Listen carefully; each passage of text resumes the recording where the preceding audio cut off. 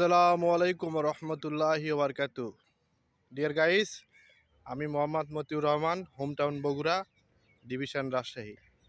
আজ আমি উপস্থিত হয়েছি বাংলাদেশের একটি অন্যতম গুরুত্বপূর্ণ জায়গা তিস্তা ব্যারেজের এখানে, যেটি সর্বপ্রথম পল্লীবন্ধু হোসেন মোহাম্মদ এরশাদ 1969 সালে প্রস্তাব বাস্তবায়ন শুরু করেন এবং যেটা 1990 সালে সমাপ্তি ঘটে।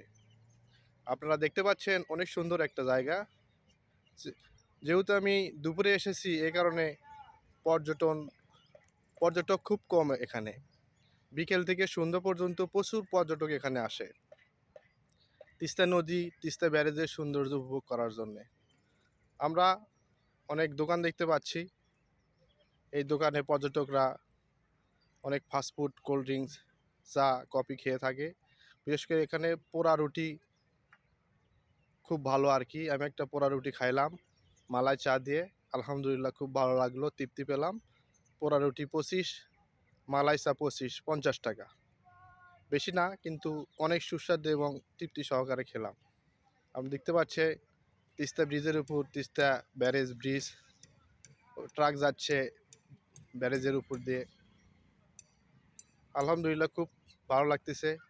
আসলে না ভ্রমণ করলে প্রত্যক্ষভাবে কোনো কিছু বোঝা যায় না, উপলব্ধি করা যায় না। ভ্রমণ করলে আসলে জ্ঞান বাড়ে, মানুষের একঘেয়েমি দূর হয়, মন মানসিকতা ফ্রেশ হয়। এই যে আমরা অনেক ফাঁকা জায়গায় দেখতে পাচ্ছি, এগুলো বর্ষা হলে পানিতে টইটম্বুক ভরে যায়। শুধু বালি আর বালি দেখতে পাচ্ছি আমরা। অনেক বড় একটা জায়গা, অনেক বড় একটা প্লেস, শুধু বালি আর বালি।